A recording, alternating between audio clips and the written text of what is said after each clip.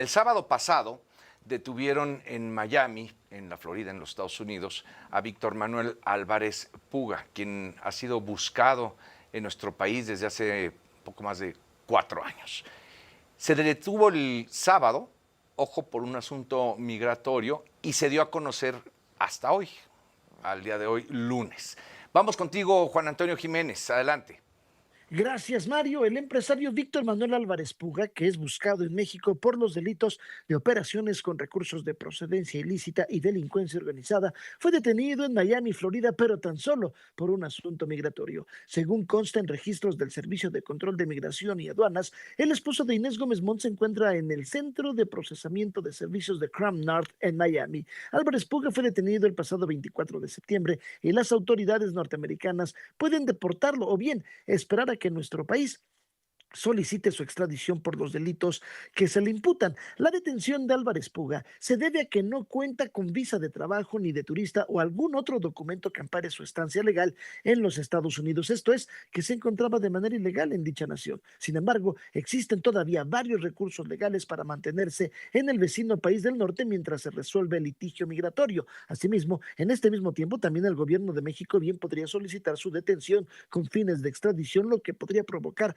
que sea trasladado a una prisión federal. Álvarez Puga y su esposa, la conductora de televisión Inés Gómez Mont, son prófugos desde el 14 de octubre del 2021, cuando el juez de control con sede en el reclusorio Oriente, Alberto Torres, ordenó su aprehensión. La pareja se ha caracterizado por tener varias propiedades de lujo en Miami, incluida una mansión de 15.5 millones de dólares que fue propiedad de la cantante Cher. La Fiscalía General de la República acusó a Álvarez Puga de triangular 2.950 millones de pesos de dos grandes contratos a un total de 6 empresas factureras y algunas de ellas hicieron depósitos a dicha pareja. Asimismo, está acusado de transferir 243 mil pesos a una de las compañías de papel y recibir de la misma 2.1 millones de pesos. Desde marzo pasado, las cuentas de la pareja en México están aseguradas a petición de las autoridades federales. De esta manera, Mario, se espera que en breve se defina la situación migratoria de Víctor Manuel Álvarez Puga y enseguida que las autoridades de nuestro país soliciten su entrega para que responda por los delitos que se le señalan. Mario, el reporte. Bien, muchas gracias, gracias Juan Antonio. Hay que mencionar que de parte de la Secretaría de Relaciones Exteriores no se tiene hasta el momento ningún comunicado oficial ni nada que se le parezca, tampoco en el Consulado de México en Miami, donde es la base para el estado de la Florida. ¿Y se tendría que esperar algo? Pues sí, porque hoy el motivo de su detención responde a una inconsistencia migratoria. Es por lo que está detenido. Entonces, en todo momento se esperaría que la Cancillería mexicana hubiera ya reportado o su estatus o cuál fue el motivo de la detención. Vamos, algo, aunque sea buscado por otros delitos. No se tiene nada hasta el momento, no se han pronunciado, insisto, tampoco el Consulado de México en la ciudad de Miami. Bueno, pues este es el panorama en torno a Víctor Manuel Álvarez Puga, pero para el análisis del mismo, saludo con mucho gusto a Luis Miguel González, colaborador de Grupo Fórmula en varios espacios, pero sobre todo jefazo allá en El Economista. ¿Cómo estás, Luis Miguel? Con el gusto de saludarte, Mario. Muy buenas tardes. Gracias por aceptar esta comunicación. Luis Miguel, háblanos de esta leyenda Álvarez Puga, sin que eso tenga alguna connotación positiva, pero al final pues ya se había convertido en una leyenda, ¿no? Casi, casi. ¿De qué tamaño es este caso Álvarez Puga, Luis Miguel? Creo que tienes mucha razón al poner la palabra leyenda. Eh, Puesto en perspectiva, en Álvarez Puga encarnan todas las cosas que decimos acerca de un delito, una serie de delitos relacionados con evasión fiscal. Álvarez Puga, cuando digo en torno a él o en él aterrizan muchas de estas leyendas, pues porque tenía una vida, pues yo diría un poquito como de película.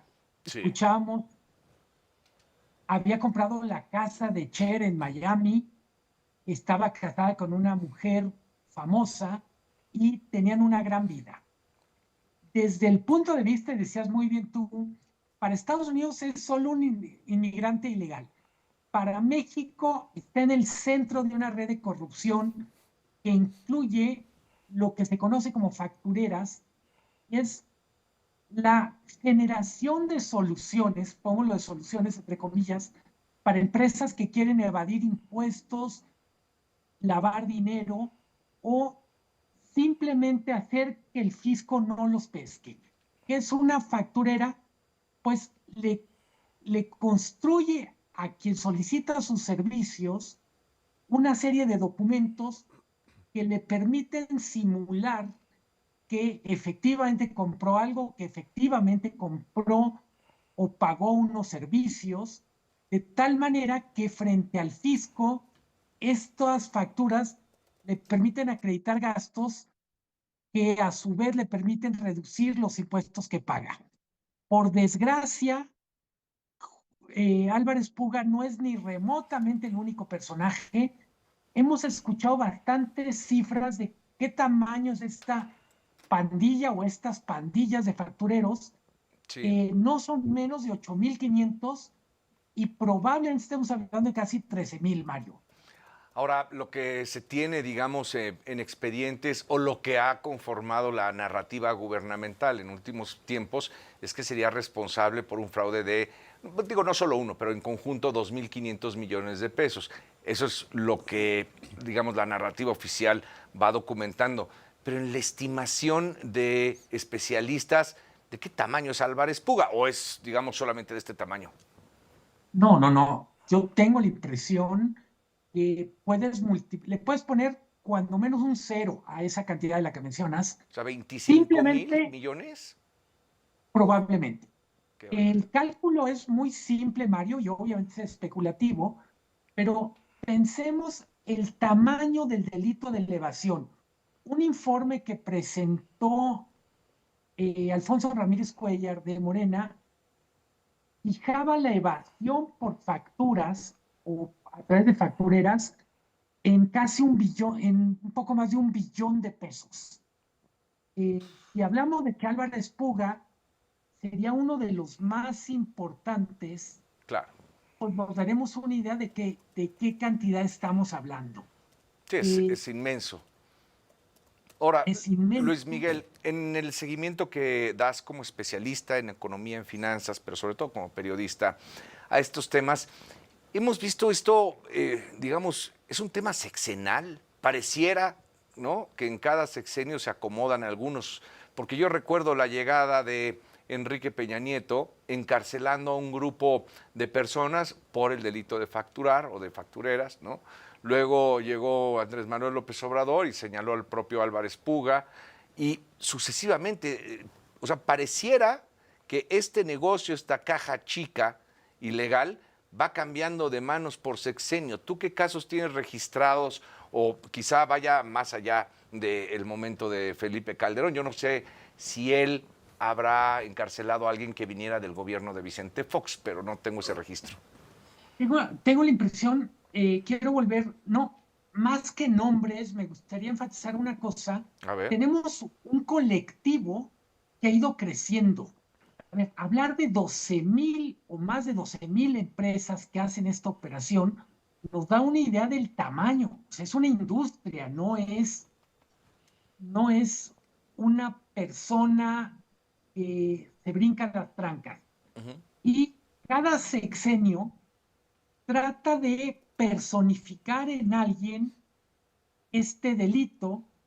Yo diría es una manera en la que, por decir algo, hablamos de narcotráfico y hablamos del Chapo Guzmán, hablamos de personajes del Mayo, Uh-huh. hablamos de personajes en los cuales de alguna manera encarna este mal social, pero insisto, tenemos un detenido de alto perfil en un contexto en que tenemos miles de empresas, 12,000, dice la procuradora fiscal, Uh-huh. más de 12,000 empresas, de las que probablemente nos los encontráramos en un restaurante, literalmente coincidiéramos con ellos en una conferencia, porque se volvió una actividad, yo diría, muy rentable, pero sobre todo de muy bajo riesgo.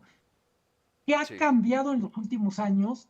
Yo diría, de parte del gobierno, la, la, la urgencia de cambiar el marco legal para que no sea tan fácil evadir. ojo Mario, estamos hablando de empresas factureras, pero también estamos hablando de muchas empresas que le compran servicios. Es que eso es lo Si hablamos, que ahora vendrá seguramente si logran de alguna manera ejercer la ficha roja o el instrumento jurídico que tengan para su aprehensión a nivel internacional, más allá del migratorio, y viene a juicio o se queda en juicio donde sea, no lo sé, pues la relatoría que pueda dar, digamos, tiene implicaciones en la iniciativa privada y en el gobierno. sí, yo creo que una implicación con la que hay que tener mucho cuidado, Mario, es no toda persona que tiene un problema con el SAT está en el supuesto de gran evasor. Eh, Me refiero, por ejemplo, Mario, a esta discusión que hay sobre prisión preventiva oficiosa para gente que está en un problema fiscal. Yo diría, no todo el que no le cuadran las cuentas frente al SAT está en el supuesto de ser facturero o cliente de una facturera. Hay muchísimos casos de gente que puede tener problemas, pero no es un delincuente y sobre todo no es parte de una red criminal. Lo que es significativo de este caso de Álvarez Puga es aparentemente llevó el tema de las factureras a una escala mayor, pero también a un nivel de sofisticación. Mucho del tema, no solo con los delitos fiscales, sino con los delitos a secas, es en la medida en que no se combaten adecuadamente, en la medida en que hay impunidad, quien los comete cada vez es más fuerte, tiene más capacidad para contratar talento, tiene más capacidad para vulnerar a las autoridades o a los jueces que lo persiguen. Ese es el problema a la larga. Bien, Luis Miguel, pues agradezco mucho tu intervención. Sin duda será, yo diría que la primera parada o la parada más importante para este nuevo sistema de administración de justicia en nuestro país. Me refiero a los nuevos jueces magistrados. Vamos, este sí va a ser el gran caso, la prueba de fuego para aquellos circuitos en donde recaiga la investigación. Y por otro lado, nada más te pregunto antes de despedir la charla, ¿se detuvo pues al Chapo de los factureros? Es una manera buena de decirlo, un poco cruel, pero sí, es el personaje que mejor encarna lo que significa ser facturero en México, incluyendo esta parte como de vida glamorosa. No Bien. todos los factureros dan para tanto. Bien, pues Luis Miguel, muchísimas gracias por haber aceptado esta comunicación. Te mando un saludo.